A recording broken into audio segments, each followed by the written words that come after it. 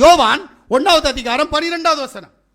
அவருடைய நாமத்தின் மேல் விசுவாசம் உள்ளவர்களாய் அவரை ஏற்றுக்கொண்டவர்கள் எத்தனை பேர்களும், ஆமென், அத்தனை பேர்களும் தேவனுடைய பிள்ளைகள் ஆகும்படி அவர்களுக்கு அதிகாரம் கொடுத்தார். ஆமென். நல்லா கேளுங்க. இப்ப அவருடைய பிள்ளை யாருன்னு கேட்டா, ஏங்க அவருடைய நாமத்தை யார் தரிச்சிருக்கிறானோ அவர். எப்பா சந்தோஷம். கீழ்ப்படியலனாலும் பரவாயில்லை, பிசாசை விட்டு மாறலனாலும் பரவாயில்லை, அவருடைய நாமத்தை தரிச்சிருக்கிறேன்ல, நம் பிள்ளை தானே. ஏங்க 4 வருஷத்துக்கு முன்னே இல்லை 10 வருஷத்துக்கு முன்னே அவருடைய நாமத்தை தரிச்ச அப்போ நீ அவருடைய பிள்ளை ஆன உண்மை. ஆனால் இன்னைக்கு நீ அவருடைய பிள்ளையா? ஏன்னா இந்த இவ்வளவு வருஷத்துக்குள்ளால 10 வருஷம்னா 10 வருஷம், 5 வருஷம்னா 5 வருஷம், 2 வருஷம்னா 2 வருஷம், இவ்வளவு நாட்களுக்குள்ள அவருடைய நாமத்தை தரித்த நீ 1 வருஷம்னா இந்த 12 மாசமும் தேவனுடைய பிள்ளையாய் நீ வாழ்ந்திருக்கிறாயா? அவரை அப்பா தந்தா என்று அழைக்கிற சுப்பிகார உரிமை உனக்கு வந்தது என்று சொன்னால், அவர் சொல்லுகிற இந்த வேத வசனத்தினுடைய ஊடாய் நீ கீழ்ப்படிந்து நடக்க வேண்டும். நீ எப்ப இந்த வார்த்தைக்கு கீழ்ப்படியலையோ அப்பவே உன்னை உதறி தள்ளிடுவார். புருஷன் மனைவி விவாகரத்து கொடுக்க சொன்னார் தெரியுமா உங்களுக்கு?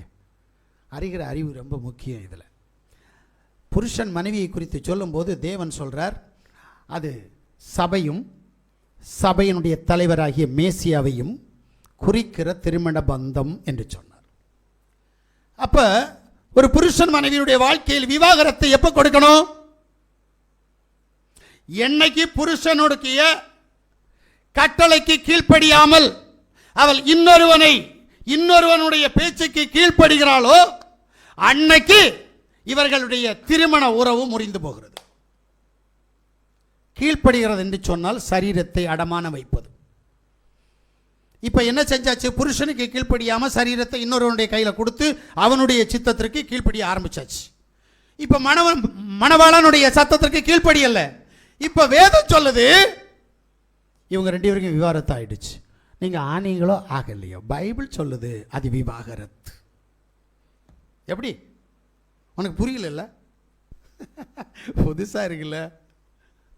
புருஷனுக்கு யாரு கீழ்ப்படியலையோ, இன்னைக்கு புருஷன் மாதிரி பொண்டாட்டி கீழ்ப்படுகிறாங்க, அது வேற கதை. தேவன் அப்படி எழுதல்ல. சிலருக்கு பயத்தினாலும் பாசத்தினாலும் கீழ்ப்படுறீங்க, நான் அதுக்கு வரல, அது பாவம், பெரிய பாவம், வேண்டாம். ஆனா வேதத்தில் சொல்லப்பட்ட சம்பவம் என்ன அப்படின்னா, விவாகரத்து என்பது இருதய சம்பந்தப்பட்டது, சரீர உறவு சம்பந்தப்பட்டது.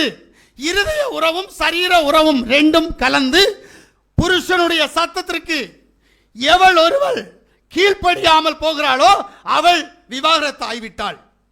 இதுதான் சபையும். மணவாளனுடைய சத்தத்திற்கு செவி கொடுக்காமல் இன்னொரு மணவாளனாகிய பிசாசுனுடைய சத்தத்திற்கு செவி கொடுத்து வாழ்கிறவர்கள் தேவனோடு விவாகரத்து செய்து விட்டார்கள். பிள்ளை என்கின்ற உறவு முறிந்துவிடும். மணவாட்டி என்கிற ஸ்தானத்திற்குள் கடந்து போகிறவர்களுக்கு மணவாட்டி என்கின்ற ஸ்தானம் முறிந்துவிடும். அவர்களுக்கு பந்தம் இல்லை. ஆனா சொல்லிக்கிட்டே இருப்பாங்க, நீ என்னைக்கு பாவம் செய்து இன்னொருவனுக்கு சொந்தக்காரனாகிறியோ, யார் அந்த இன்னொருவன்? இப்பிரபஞ்சத்தின் அதிபதியாகிய உன்னுடைய புருஷன், இப்பிரபஞ்சத்தின் அதிபதியாகிய உன் தேவன். அவனுக்கு நீ எப்ப சொந்தமாகிறியோ அப்பவே முடிஞ்சிச்சு. ஆமென். இதுக்கு தான் தேவன் சொல்றாரு, இந்த ஜனத்துக்கு ஒரு அடையாளத்தை கொடுக்க, அவருடைய பிள்ளைகளுக்கு ஒரு அடையாளத்தை கொடுக்கிறார். நல்லா புரிஞ்சுடுங்க. புதிய ஏற்பாட்டில் சொல்ற தேவன் அவருடைய பிள்ளை யாரு, பழைய ஏற்பாட்டில் சொல்ற தேவன் அவருடைய பிள்ளை யாருன்னு சொல்றாரு. அவருடைய சத்தத்திற்கு செவி கொடுக்கிறவன் மட்டும்தான் அவருடைய பிள்ளை. என்னைக்கு கீழ்ப்படியாம போறீங்களோ அன்னைக்கு அவருடைய பிள்ளை இல்லைன்னு சொல்லி முடிச்சிட்டாரு. இப்போ உங்களுக்கு தான் தெரியும், நான் பைபிள் வசனத்தை வாசிக்கிறதன் மூலமாய், ஆசாரியன் மூலமாய், கேட்கிறதன் மூலமாய் அந்த வசனத்திற்கு நான் கீழ்ப்படுகிறேனா? நான் கீழ்ப்படிந்தால் ஆசாரியனுக்கல்ல தேவனுக்கு பிள்ளை. வருகிற நாட்களில் அவருக்கு நான் மணவாட்டி.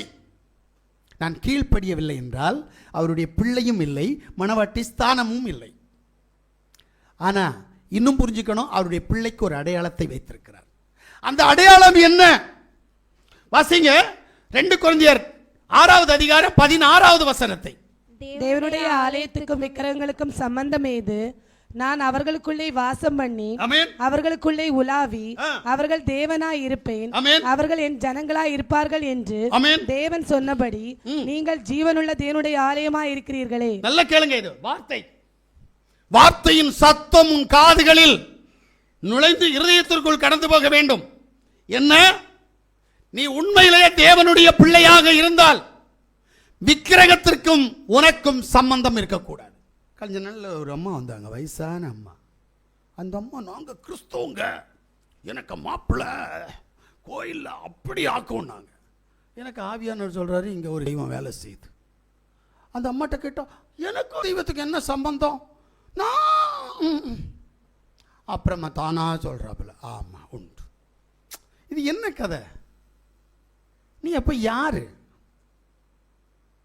விக்கிரகங்களுக்குள்ள சம்பந்தம் உன்னிட்ட இருந்துச்சுன்னா அது உன்னை கண்டிப்பா இன்னொரு கடவுளை ஆராதிக்க விடாது. அது அதை ஆராதிக்கத்தான் வைக்கும். விக்கிரகம் அப்படிப்பட்ட வல்லமை உள்ளது, நீங்க நினைக்கிற மாதிரி இல்லை. அதனால தான் அவனுடைய கிரியை ஒன்றால் என்னச்சு, இது பாரம்பரியமாக உன் குடும்பத்தில் உன் பிள்ளைக்கு, பேர பிள்ளைக்கு, கொள்ளு பேரனுக்கு வந்துக்கிட்டே இருக்கும். அப்போ அதை விட்டு வெளியில் வர்றதுக்கு முயற்சி பண்ணுறோமான்னு கேட்டால் இல்லையே. சரி, விக்கிரகத்தை வழிபடுறதை, விக்கிரகத்தினுடைய கிரியையிலிருந்து நாம் மாறணும், சம்பந்தம் இருக்கக்கூடாதுன்றாரு. எரேமியாவுடைய புஸ்தகம் 31வது அதிகாரம் 33வது வசனத்தை வாசிக்கிற போது, அந்நாட்களுக்கு பிற்பாடு நான் இஸ்ரவேல் குடும்பத்தோட பண்ண போகிற உடன்படிக்கையாவது, நான் என் நியாய பிரமாணத்தை அவர்கள் உள்ளத்திலே வைத்து அவர்கள் இருதயத்திலே எழுதி, ஆமென், நான் அவர்கள் தேவனாய் இருப்பேன், ஆமென், அவர்கள் என் ஜனமாய் இருப்பார்கள் என்று யாவா சொல்லுகிறார். நல்ல ஒரு சம்பவம். எப்படி? உன் விருப்பத்துக்கு இல்ல, அவர் அவருடைய பிள்ளைக்கு நியாய பிரமாணத்தை, அவருடைய வேதத்தை உன் இருதயத்தில் அவர் எழுதி வைப்பார். உன் இருதயத்தில் இருக்கிறது துரோகம் பண்றது நீ. வேதம் உன் இருதயத்தில் வந்துருச்சு, நீ கேட்டு வரல. அவர் பிள்ளை என்கின்ற உரிமையை யாருக்கு கொடுக்கிறாரோ அவனுடைய இருதயத்தில் அவருடைய வேதத்தை வைப்பார். அந்த வேதத்திற்கு எவன் கீழ்ப்படுகிறானோ அவன் மட்டுமே அவருடைய பிள்ளை. உன் இஷ்டத்துக்கு வாழ்றவன் பிள்ளை இல்ல. உன் எண்ணப்படி வாழ்றவன் அவருக்கு பிள்ளையா இருக்க முடியாது. சும்மா பகல் கனவு காணாத, இது வேதம். அப்போ இந்த ஜனம் தேவ ஜனமாக இருக்க வேண்டும் என்றால் வெறும் பிறப்பு மட்டும் முக்கியம் அல்ல. நான் யாசுவா மேசியா நாமத்தில் ஞானஸ்நானம் எடுத்தேன், பாவ மன்னிப்புக்கு ஞானஸ்நானம் எடுத்தேன். பிறப்பு மட்டும் முக்கியம் அல்ல, பிறப்புக்கு பின்பு வாழ்கிற வாழ்க்கை முக்கியம். எப்படி? அப்ப இனி பகல் கனவு காண முடியாதுண்ணா. அப்போஸ்தலர் 2:38 படி ஞானஸ்நானம் எடுத்தேன்ட்டு பகல் கனவு காணாத. நீ பிசாசு பிள்ளையா தான் இருக்கிற. வாழ்க்கை சரியில்லைன்னா நீ பிசாசுக்கு பிள்ளை. புரியுதா?